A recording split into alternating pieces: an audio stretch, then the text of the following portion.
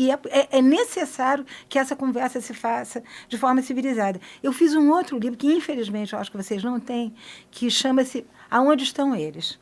É a história dos negros e pardos que venceram todo o problema de racismo no Brasil e que devem ser consagrados. Em vez de queimar estátuas, vamos fazer estátuas para essas pessoas, né? E são histórias apaixonantes. Eu lembro que nós tivemos um Obama muito antes dos Estados Unidos. Nilo Peçanha. É verdade. Era um moreno escuro, bonito e sensual, lindo, aliás, as fotos do Nilo Peçanha. Era um gato, né? Cara todo articulado, funda o niilismo, muda em 1 ano e meio a dívida, constrói escolas técnicas, investe em educação, pensa na pequena propriedade, está pensando em cinturões verdes à volta da cidade. O cara é um gênio, uma maravilha, né? E, como ele, Eduardo Ribeiro, que inventou Manaus, o Montezuma, alguns personagens que realmente são absolutamente fascinantes e que as pessoas nem sabem que existe. O Rebouças. O André Rebouças. Mas aí esse é mais manjado. Tem nome de... sim, todo mundo conhece. É uma avenida, vai. Exato, todo mundo conhece. Mas o que eu acho é que você tem inúmeros personagens que estão aí, que conversam comigo quando eu vou para os arquivos. Estão lá pedindo, oi, olha, eu estou aqui. Lembra de mim? E eu lembro. E tem muita história para contar, viu, Reinaldo?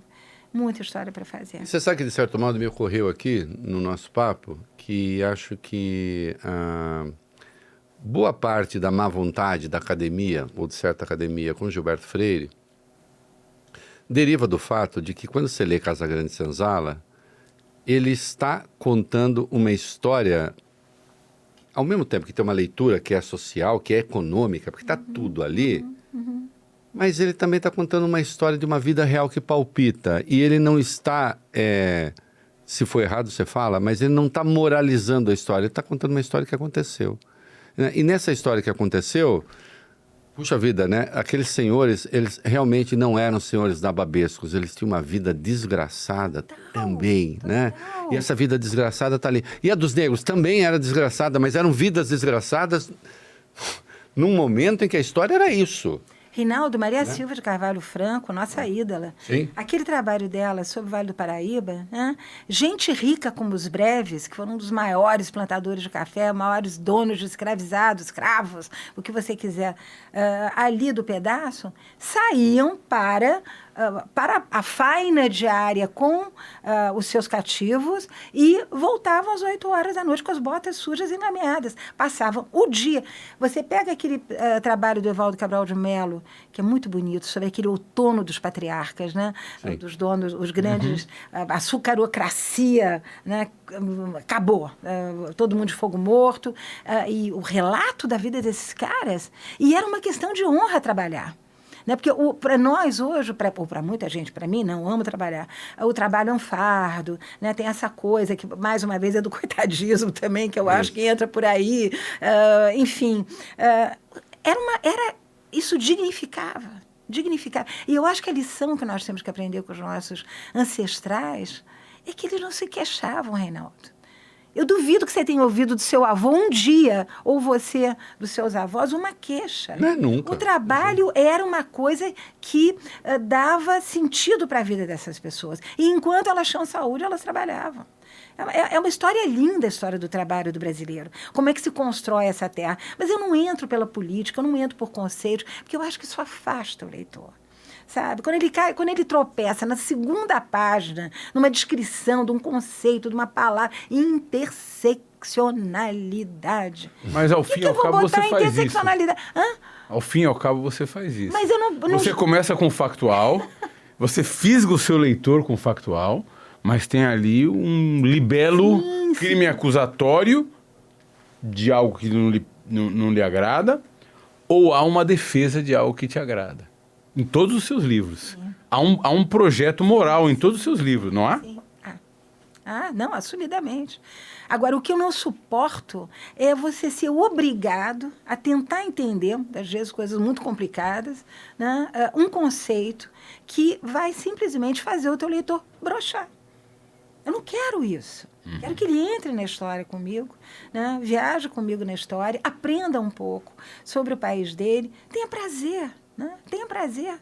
né? Se sinta feliz de ser um brasileiro, de saber que aconteceu tanta coisa interessante com a gente. Você acha que o estudo de história um pouco destruiu a paixão? Vou usar uma palavra que os bolsonaristas se apropriaram dela, eu tenho horror da apropriação que eles fazem, mas a palavra existe num sentido muito bom.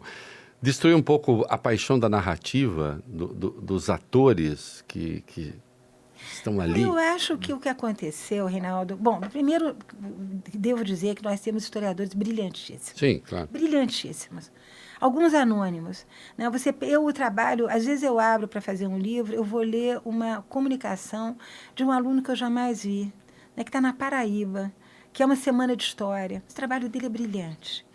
Nós temos jovens que estão aí trabalhando, cujo futuro, volto a dizer, eles poderão escolher entre motorista de Uber e entregador de pizza.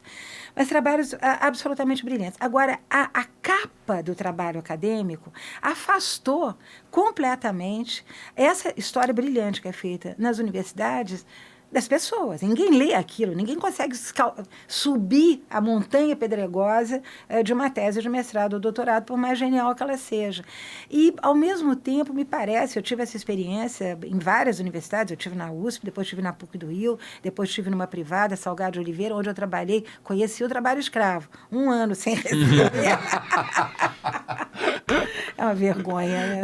Olha que eu apostava nessa coisa. Como eu sou neta sobrinha neta do Roberto Simonsen, eu sempre apostei na parceria público-privada, eu achava que ia dar certo, que poderia ser legal, só que se transformou tudo em caça-níqueis, né? Essas privadas todas, foi uma pena. Mas, de qualquer maneira, o que eu acho é que... Nem sei mais o que eu acho, Reinaldo, do que eu estava falando, eu falo tanto. Não, nós estamos discutindo, eu perguntei para você se a história destruiu um pouco o sabor da narrativa. Total.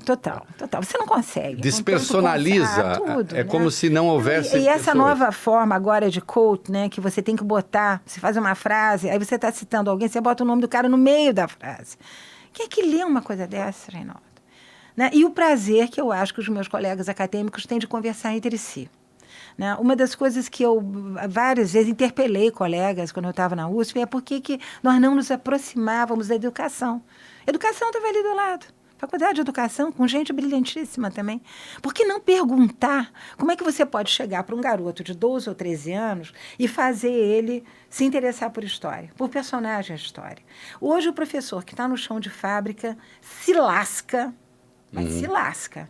Ele tem que ter muito interesse pelo que ele está fazendo, ele tem que comunicar muito bem, porque a garotada não está nem aí, está ali no Instagram, TikTok, essas coisas todas. É muito complicado.